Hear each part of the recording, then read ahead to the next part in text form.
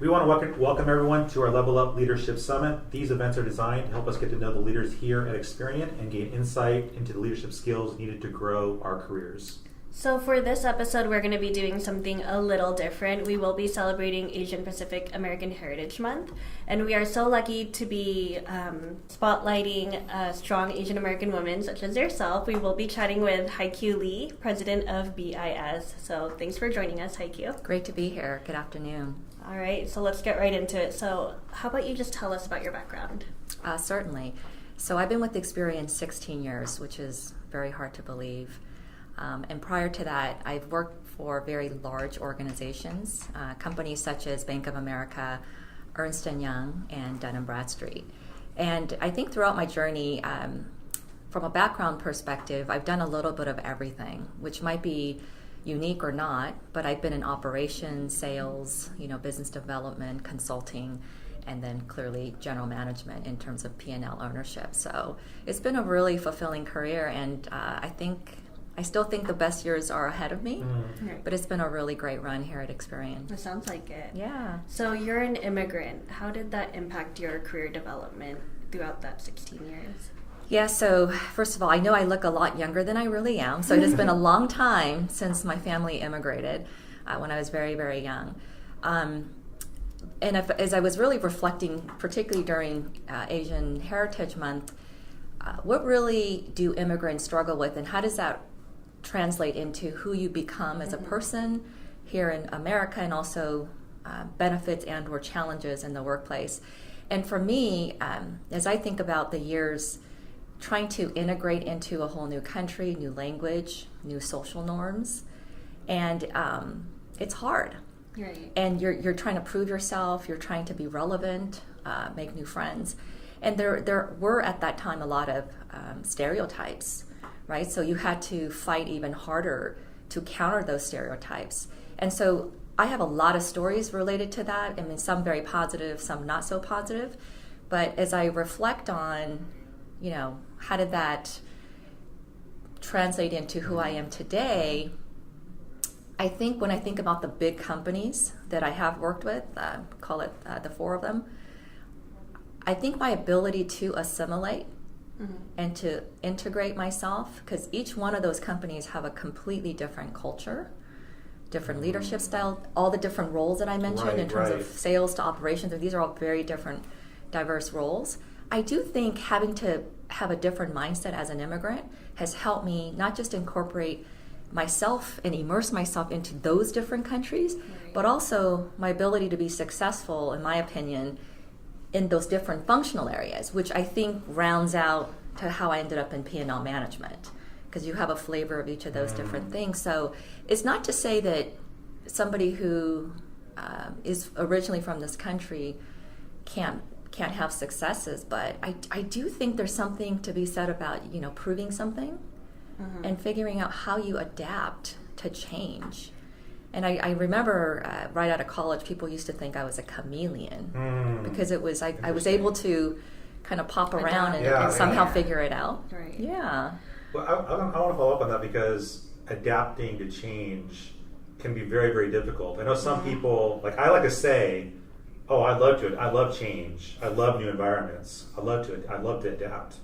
But then when it comes down to it, it can shake you. It can be scary. Yeah, it can be very, very scary. So I'm wondering, your advice for those of us who actually don't feel comfortable with change. It kind of rocks your world sometimes. Well, let me say this. What comes to mind immediately is that if you are able to embrace that change and just be in that moment, you're going to become so much stronger as a person, personally, but professionally. And it's not as scary as it seems. It's almost like saying, I'm trying to think of any example where you need to do it, but you have hesitations, reservations, you have butterflies. But it's like once you do it, you feel so much better about it. That's exactly how I felt about Friday's event. Yeah, we all have those moments, and it's anticipate. Right. And then when it's done, you're like, okay, that wasn't as bad. Yeah. But think about what you've learned. Think about if anyone had fears of, let's say, leading and or public speaking, once you do it, you get better and better and better at it. So I think putting yourself out there for any change, whether it's, hey, career change, leaving an organization, moving to a different country. For example, I moved to Toronto, Canada, probably over, it's probably been about 13 years. Oh, wow. And that was a big change, and that's a whole other story in itself. But I wouldn't trade it for the world. And most people, I don't have stats on it, but my gut tells me 99% of the people have become stronger and better as a result of embracing change versus, getting scars from it. Yeah. Can you share a story of maybe something here at Experian, something big happened, or you sensed change coming, you sensed that itch, and you were just like, yes, I'm going to embrace this moment, I'm going to just go for it? Well, I don't know if this is going to answer exactly your question, but going back to the Canadian example, some of you out in the audience, I may have heard this, but that one came to me as a little bit of a surprise when I was given the opportunity to take an expat assignment to Canada. When it was put in front of me, it was sort of like, whoa, where did this come from? And there's a personal story to it, but I wasn't prepared whatsoever. Not the role itself, but moved to a new country and then having newly just been engaged. And it was just so much change. That is a lot. And in reflecting in that moment and what was going through my mind is that it's too much. Because no matter how confident you are in your capabilities, there's that moment of truth when you say, am I really the leader who can do this? I've never done an international assignment. I've never went out and built a credit bureau from scratch, effectively, with the new technology infrastructure. I've never been married, and therefore now I'm engaged, and how is that going to work? So in my mind, it's very overwhelming. But sometimes there's that voice, and there's just something called intuition where you're like, I've got to seize the moment. Yeah. And I've got to figure this out. And the alternative was not to take the risk, not to take the chance, not to have change in my life. And if I hadn't, I don't know where I would be today. And you always question what if, should have, could have, would have. But at that moment, when you're faced with that change and that opportunity, you've got to just jump right in, right, and just go for it. And that's what I decided to do. And I probably had 100 reasons why this wasn't a good idea. But there's probably 101 reasons why it is a great idea. Yeah. So, yeah. That's good. So I'm actually a first-generation American, and more often than not, I kind of feel like I have a lot of pressure. I think this has subsided now that I'm in a stable career, but I had this pressure to kind of succeed so that my mom's sacrifices immigrating to this country wouldn't be for nothing. Yeah. So I want to know what your experience was like with your career and just being an immigrant yourself, not first generation, if you had any kind of similar pressure and how you dealt with that. How much time do we have? That is a very profound question. And I think we each have stories of how we were raised and expectations that our parents set forth. And then for those of you who maybe aren't as familiar with some of the Asian cultures and expectations, it's pretty brutal. Back in the day, I think now lots changed, and a lot of the Western cultures have been adopted more or less. But I think the stereotypical, and I'm just going to generalize for a moment, is that you work as hard as you can. You pretty much, the parents dictate what you should be when you grow up, and they have a whole different definition of success. Because in my mind, success is if you're fulfilled and happy in what you do, and forget the money value, you're successful, right? And you thoroughly enjoy what you do. It's not like that back in the day, at least. It's unacceptable. It's not acceptable, and there's judgment, and because of the pressure, the academics, where you go to school, I mean, all of these different things really are very, very real. And in fact, one of the things I heard recently is this is probably a few years old, is that Korea had the highest suicide rate because of the immense amount of pressure. That's right. Right? So when I was immigrated here, I mean, I'm the eldest of a family of 4. My parents were too busy to pay attention to me, and I'm not sure how this ended up this way, but I was sort of left alone, and Oh, that's interesting. very much. And if I didn't get straight A's, I didn't get whipped with the belt like some of my friends did. Instead, I was sort of left to kind of do my own thing. And how that translates into kind of now is that back then, my parents always instilled in me, I want you to do what makes you happy. I want you to pursue your own career. I'm not going to tell you what to do. But growing up, one of the things I remember was that they had always put me in front of different contests, whether it was my elementary spelling bee, the national coloring contest, I mean, you name it, I was right there. And through that, I built a lot of confidence on Hiq. You can do anything you set your mind to. So when I graduated from college, I remember it was a very unconventional. I was a marketing and communications major. Not law or med, but the net of it is my parents rooted me on. Until this day, my father is my biggest fan That's great. and supporter, and he actually thinks I can be the global CEO of Experian, you know, and because sky's the limit, and I do think that influence is significant. And when I meet Asian Americans now, I can tell within like the first 15 minutes in talking to them kind of what influences they had that brought them to here. And so I feel very fortunate that things were not pounded on me. That's good. And I was a little bit of a free bird. And I don't know how they became that way. Right. So. I'm almost wondering if the fact that you immigrated with them instead of you being born in America, not really knowing how life was like before you immigrated, if that had anything to do with it, you know, like the fact that it's like you knew how the culture was beforehand, before coming to America. You know what it is? I have a deep, profound respect for the culture, but also there are things that I don't implement in my own life. That's not to say I disrespect it. It's just we all have our own identities and how we want to raise, our children. So to that end, I think being yourself and your authentic Asian American self is, what are those things that you do want to preserve, that you think are wonderful? And then what are those things that you don't need to? And it doesn't mean like, oh, you have to be this way or that way.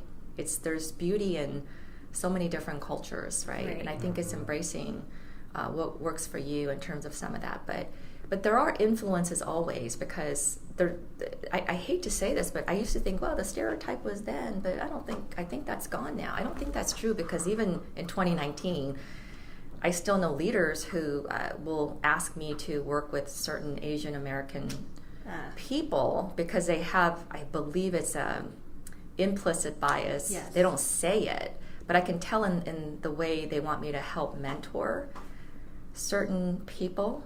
Well, you're Asian, so you'll get along with this other Asian. Right. Right. Yeah. So, I find that very interesting. But I think the one thing, too, that has stayed with me, and this is one thing I very much value from the Asian culture is, it's not just like, hey, work hard, because there's a stereotype that we're one of the hardest working, populations out there. But that ethic of trying your best and really giving it your all is something that is not really teachable. And I do think when you're born and your parents instill that, it doesn't matter whether you're Asian or Hispanic or African American. It's actually neutral. It's just those values that stay with you, and it will stay with you, from a career perspective. So, and I think that's what I would contribute. Part of my career, journey is no matter what you touch, what you do, you got to make sure you have a positive print on it. That's Hiq Lee. You know what I mean? Yeah. I'm curious now about looking back at the way you were raised by your mom and dad and your family. Some of the things that shaped you as a leader today. I have a very much of a can-do attitude. You know, nothing is so monumental and so complex and so difficult. I mean, it's not rocket science usually, right? So I think as a leader, it's always about we can do it, because that's what is in my mind from my dad, especially my dad. The other thing is, you know, a lot of immigrants come from a very humble background.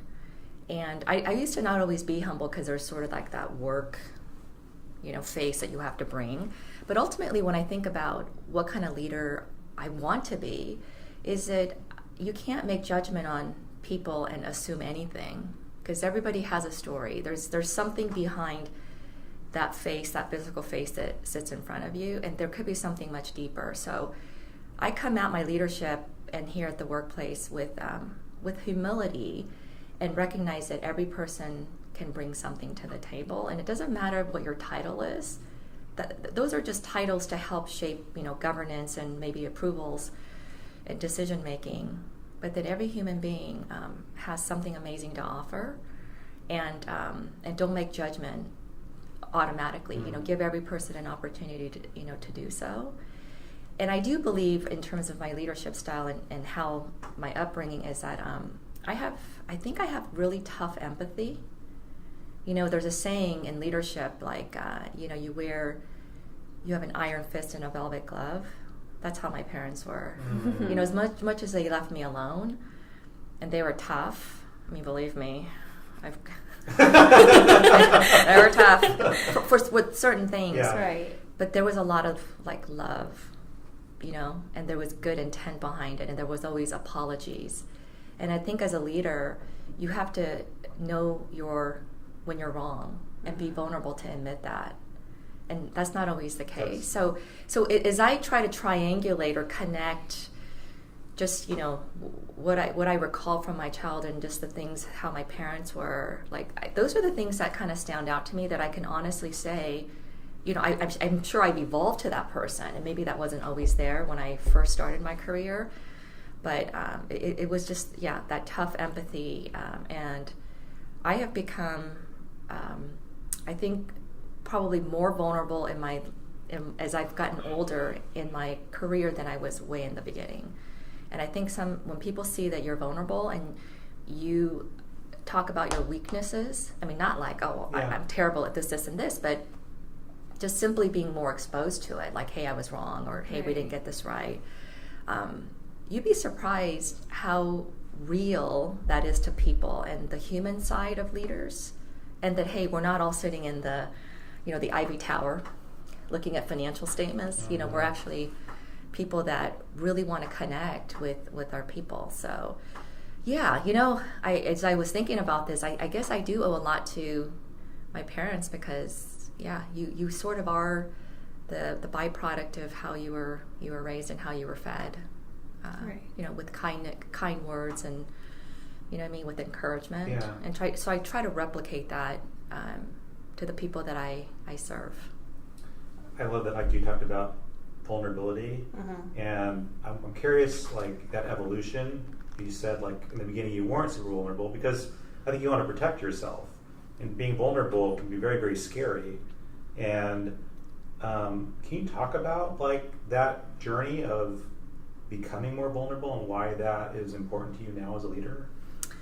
Yes, I think it stems back to being, and this isn't a ethnic statement, but it's probably more of a gender, frankly. And I've always been one of the very few in meetings, let's say, and so, and I was actually commented a few times in my past that always made me feel I had to put up a wall.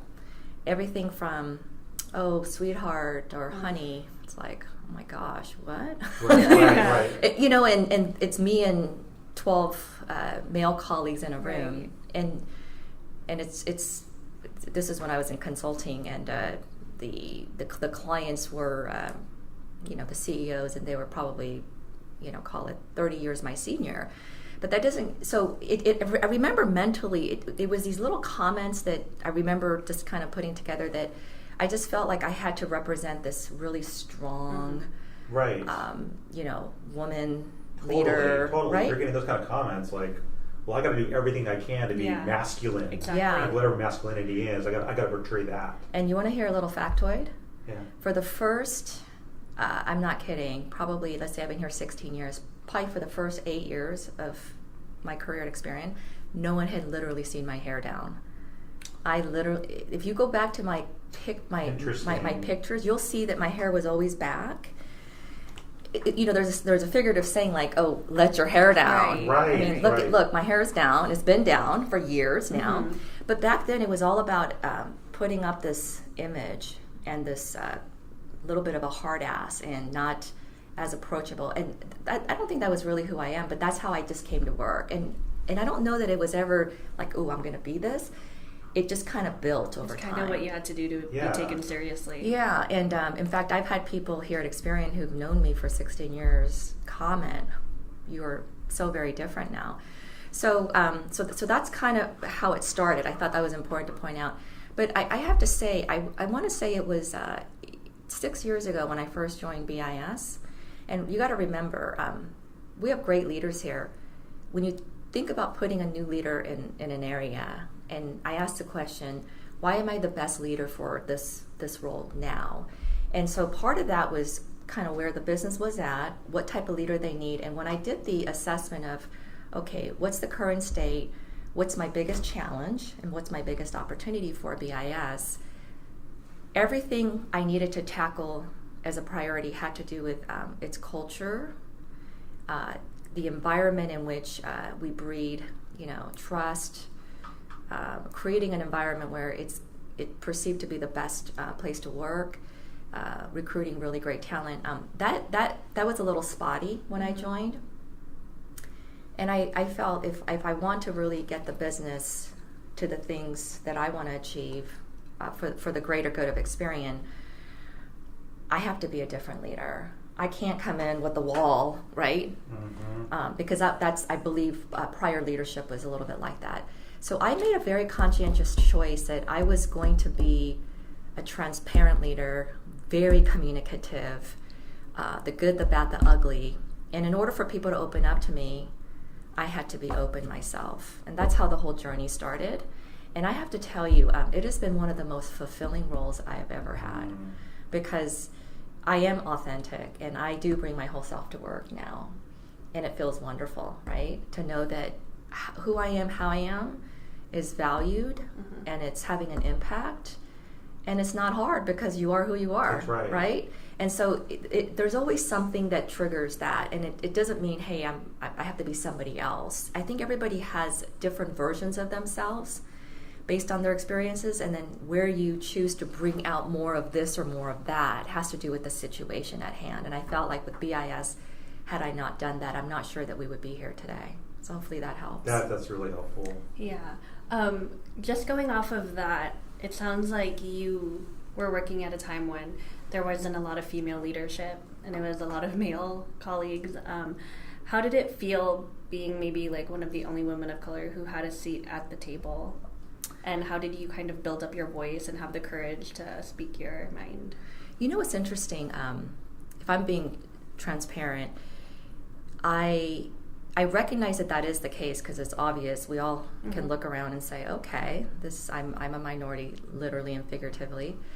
But I never felt treated like that, at least here at Experian. Right. And most of my significant leadership roles have been here, at this company. And I have to say, you have to just be genuine and know that your voice is going to be heard, and you have to bring forward great ideas. And there's a saying that a lot of women are taught is, don't wait until like 7 men talk, but maybe be the first or the second, because typically what happens is when you are the first to talk, you then become more comfortable in that setting to where you're going to actually offer up more ideas. Okay. And I think the biggest challenge that I see in this type of situation is you don't know if your idea is going to be better than others, right? And I don't know why people sell themselves short on that. But you got to believe in the ideas that you have and what you're representing. And now I feel like it's those differences in ideas that actually make a really great leadership team, right? So when you're sitting all together.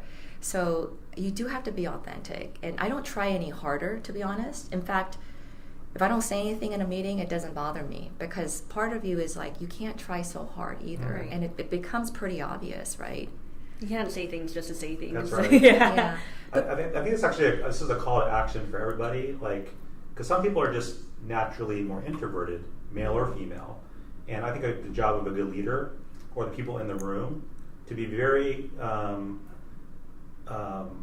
making sure that they're very perceptive, making sure that everyone's saying their piece. And if someone's not saying something, just like nudging them, that, hey, Patty, I'm really curious about your thoughts on this, because everyone has a role to play at the table. And if someone's not talking, they might have something to say, but maybe they feel uncomfortable, maybe they don't feel that their ideas valuable. But like to your point, hearing diverse perspectives is really important. Mm-hmm. And I think that's the job of everybody. If you see somebody quiet in the room, just like ask them, because just getting that question will get them to say something.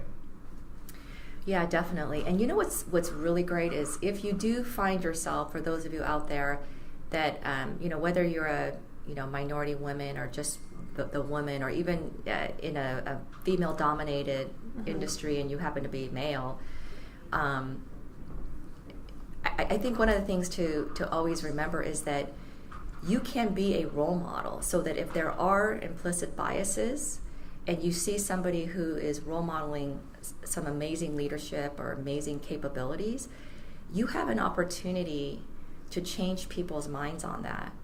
Because I've had comments made like, wow, I've never met an Asian American woman who is very publicly articulate, because most of the Asian women are shy and they can't speak Mm-hmm. in a way that's effective. Like, you're one of the best speakers I've met. I mean, I don't think I am, but okay, thank you. but it's sort of like, okay, but you know what I mean? Even those comments tell me that we have an opportunity to be a role model in That's right. whatever category of interest. That's right. And so if you find yourself in that role, seize the opportunity, right? Be the difference, and you have an opportunity to impact someone to think differently, because that's how change happens. That's how stereotypes get diffused, Mm-hmm. right? The other thing I would offer up is, for whatever it's worth, my bias has always been like, when I think about when you connect with people, whether it's female or male, finding that commonality, because in a male-dominated, I just happened to take up golf after college. Oh, cool. Not for any strategic reason, it was just something that my family did, and so I started taking lessons. But almost every amazing connection that I've made at the right levels, part of it is a little bit, devised by me, but just part of it was great timing, is that it is a male-dominated sport, Mm-hmm. but that has given me an amazing opportunity Really? to connect with clients, partners, people here at Experian. And so you got to kind of think through this a little bit, right? And then, I'm also a poker player, or I used to be, I should say. And we used to do little poker things. And again, I'd be like the only female. But, you sort of go, but again, it's okay. And you're connecting with different colleagues and different genders and things like that. So, again, you have an opportunity to find what is it that's important that you're going to connect with for anybody, out there that you have a common business interest with. And so, that nowadays it's like, I think particularly the millennials aren't into golf. It's like, oh, it's boring. And it's 4 I'm or into 5 mini hours. golf. I'm just terrible at golf. Yeah. I That's won't even try. I think just to sum all the Asian American talk up, how do you think we can all become better allies to one another, regardless of race, orientation, gender, especially if you're a leader? I may have kind of maybe stated, but if you think about what an ally means, you have to actually ask the question, right? Right. So if you want me to be an ally to, let's say, the veterans and the patriots, set of colleagues, like, what does that mean, and how can I help? And a lot of times, frankly, it's just asking the question, taking the time to understand them, to understand what makes them unique, because unless you have a deep understanding of why it matters and what they care about, you can't be an ally. You can't be an ally without that empathy and that understanding. And that goes, to anything, whether it's an employee of yours or, again, as we're trying to connect different communities, is being able to truly understand what matters and what they care most deeply about. And so I think you can be a better leader as a result, or an ally, or however you want to word it, when you have that better understanding. Right. And most people do not. Because you can't say, well, I'm going to be an ally to the Pride Network here at Experian, and you don't know a single person. Right. And or you've never had a conversation about like what Right. what matters, and why do you not, or why do you feel inclusive? Like, you have to have the conversation. So take the time to understand, and I think that's really important. Yeah, I think that's key. That's Yeah. really good. Yeah. In your general journey in your career, can you think of any mentors or leaders that really affected you and your success? Yes, and there's been several, which I've been very fortunate. And they were never my formal mentors either, and they don't have to be. Mm-hmm. But I think one of the things I would just say is, throughout my journey, it's up to you to figure out who you want to learn from. And one of the things I used to do is sit in a meeting. I may have a role, not have a role, but I would take little things from different individuals, and I would say, gosh, I love how he said that, or ooh, I loved how they positioned that. And I was sort of fascinated by sort of human behavior and how people led, and like knowing, okay, that's the truth, but man, you know what I mean? Yeah. And I just had always this fascination of this like art of speaking and how to be so impactful. But that said, but that's what I generally do as even now. But as far as people, I think one of the things that has done really well for me is people who've given me feedback that really hurt at the time. But that's made me grow tremendously. And it's stuff you don't want to hear. Right. But it's things that maybe sound trivial at the time, but it makes a difference in how you develop yourself. And even till this day, how I talk is because people have given me feedback. Like I've shared this with some of my folks I mentor. I used to be called a Valley Girl, because it'd be like, oh, hey, Mike, how are you? Oh my gosh. It's so hot, isn't it? Like, I used to talk with this high-pitched voice when I was at a consulting firm, and when the gentleman called me sweetheart and honey. And I purposely have had to hear myself talk, record my voice, because, again... That's a lot of work. It is. It's like relearning how to talk. But it's the feedback that I was given, right? Yeah. Those type of things. So those mentors and guides are very important.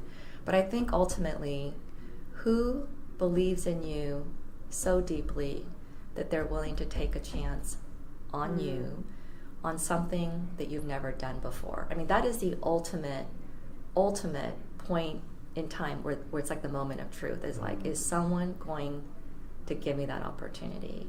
And it's usually not a mentor. It's usually what we call around here sponsor. Somebody who has your best interest in mind, and that's going to help your promotability within the company. It just takes that one individual to advocate for you. And I didn't really realize how important this was, but as I was thinking through my career journey, there was that person or persons in each of the companies I was working for. Do you know what I mean? Mm-hmm. And so I encourage, you got to make a lot of those connections, because there could be the most talented diamond in the rough, a needle in a haystack, but if nobody sees you, right? No one hears you. Right. There's a lot of talent that goes unseen, because some people can't work it. And I have to tell you, a lot of the stereotype of Asian Americans, when there's a saying last week, right? Like, put your head down, work hard. If you're the hardest worker, someone's going to tap you on the shoulders, right? I mean, I kind of thought that too when I was 22 years old. But that doesn't work like that anymore, So I think that you have to take that into your own hands, though. You have to, that it's in your control to look at mentors, to seek mentor relationships, to look at advocates, and so we can talk a lot about it, but so I feel very fortunate that I've had several in my career journey. I think that's one of the toughest things is when you're at work, your head's down, you're working really, really hard, you're trying to make sure your boss is looking good. Yeah. And you're a humble person, so you don't want to say anything. You're not going to be bragging about your successes. You're there to make your boss look good. You want to make sure that all your products look good. So how does somebody who's in that spot, like they're listening to this conversation, they're listening to you, like, yeah, that's me. You just talked about me. Mm-hmm. Head down. I'm working really hard. I'm doing really good work, but I'm not really getting any sort of recognition. How do I begin to humbly find that that recognition or that mentor? What does that look like? Okay, so first of all, individuals who find themselves in that position, first of all, you need to come out and ask. Okay, it all starts with making it known and seek what it is that you're seeking. So whether that's, hey, I just want you to know this great thing over here. Okay, that's great, pat on the back, but why? Like, what are you seeking as a result? Do you want a promotion? Do you want a raise? Do you want more opportunities? Right? Because not everyone's built the same. So I always say, what is your ask? Right? Yeah. Like, don't complain about, but what is it? Yeah. And so it may not be money, it may be something else. So what I find is that people have to get the courage up to, first of all, start with having the conversation and asking for what it is you want. And that was a game changer for me in 2005. I still remember. Because I went and asked for something very specific. There wasn't anything available at the time. 1 month later, this person came back and said, hey, don't know you that well. We've not worked together that well. But I have this opportunity, and I think I want to, give it to you. It's a project. And long story short, it was a test. Interesting. It was a test of my ability to navigate something really complex and something I'd not done before. And for this particular individual, if I was going to pass, then he was going to give me something. If not, then who knows? I wouldn't be here today, I guess. Yeah. So for those individuals who don't feel they're heard or not recognized, no one is going to see you if you don't. And I'm not saying come to work and, like over the top, just to get the attention. But it all starts with a conversation. It all starts with articulating what you want. And somebody will take a chance. And that person that I just mentioned is Carrie Williams back in 2005. Yeah. Wow. Yeah. So, and he's still here. I'm still here. And and I told him that at Sales Summit in April. I said, hey, I know we don't talk a lot all the time, but just know that do you remember? He goes, of course I remember it. Yeah. So it's very cool. And but he said, if you hadn't asked, if you hadn't come forward, he might not have thought. No way. I don't think I was a logical person. You know what I'm saying? Because it's like, well, okay, she hasn't done that before. So I just want to encourage all of you that there are so many opportunities out there. And don't ever think that there's limitations because you don't have this experience or you don't have this background or, I'm not good at that. Set your mind to all the great things that is possible because you can do it. And I think I'm a living testament. Not that I've reached, this epitome of ultra success, but I'm happy. I love what I do. I know I've made an impact, and I love my team. So I just feel like that's the definition of success in this room, totally. at least. Yeah. For sure. Yeah, For and sure. so from that standpoint, I feel like, wow, I feel very fortunate to be here. So one more question. I want to loop back to the very beginning of the conversation around family. And I'm curious about, a lot of us have kids, And how are you raising up your kids to be leaders as the next generation? Yes. So I have a 7-year-old and a 9-year-old, two girls. And let me say this. So the great news is I have a husband who very much is into raising strong women, because his mother was very strong women, and so as he looks at the women in his life, awesome. right, very successful, Yeah. role models. So he that's great, right? Because both of you have to be sort of on the same page. Right. Most importantly, I am trying to instill values more than anything in terms of being trustworthy, kindness, generosity, and you can't just say that, and then how do you then show them what those things look like? Because those are just words to them. Like, what does it mean to be generous, trustworthy, right? So, just a couple of examples. When we say trustworthy, it's like, did you read your 20 minutes today? And by the way, I know a lot of parents, like, they just kind of sign the paper. I will not. Mm-hmm. I said, no, you didn't read. That's right. That's fine. Hey, call it for what it is. And you have to be consistent, because sometimes they'll go to grandpa and he'll like sheepishly, sign, and I'm just like, oh, I knew this was happening. But I'm just and every night I'm consistent, Generosity, we host a lot of get-togethers at my home, and, with great wine, and I'm sure it's hundreds and thousands, over the months. But my kids recently said, Mom, I think we're a really generous family because no one else ever hosts these kind of parties for us. So it's not until you sort of put it in action where they start learning by action what those things mean. And so ultimately, how that then translates into strong women, of leadership, is that we're not perfect. And in fact, I fail every day as a mom. But I do try to be the best role model, as possible, right? Just in terms of the character part of us being humans. And I think ultimately, because if you then think about what does it mean to be a leader, leaders are those, at least for me, there's a difference between managers and leaders. Leaders, they bring out the best in people. Mm-hmm. They know how to motivate and during really tough times. They will give you extra because they want to be successful for you. So as I think about that, and I look at my daughters and say, do they want to do those things for me? Am I being a good leader to them? And ultimately, I don't know that it's something that you can always say or do, but I think over time there's a level of consistency that they see in you, right? And how you treat people and how you live your life.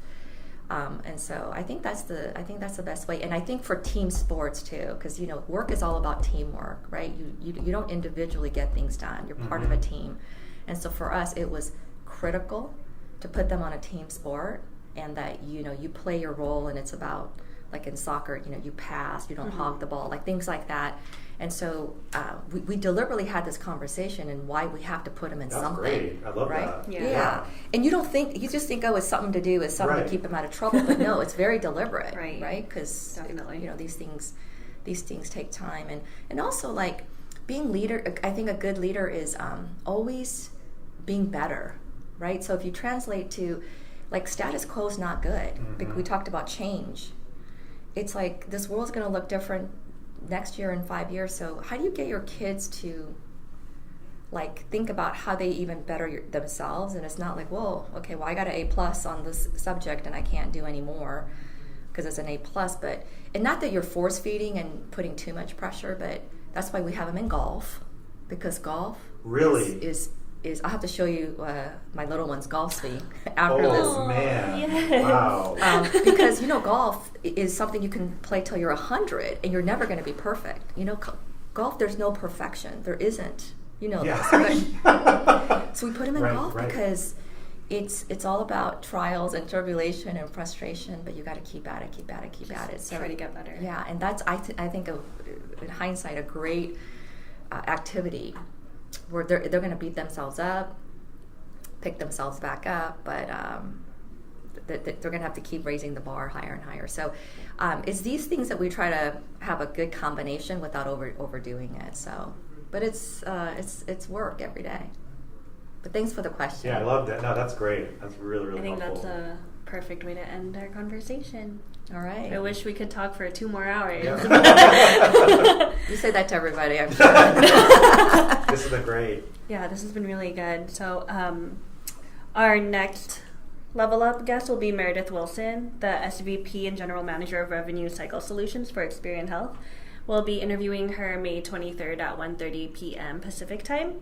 And then we'll also be interviewing Jerry Shop on June 24. He's the Chief Communications Officer of Experian North America. And please let us know how these conversations are going. If there's any topics or leaders you'd like to hear featured next, you can always email us at lead@experian.com. Thanks so much, guys. Thank you. Bye.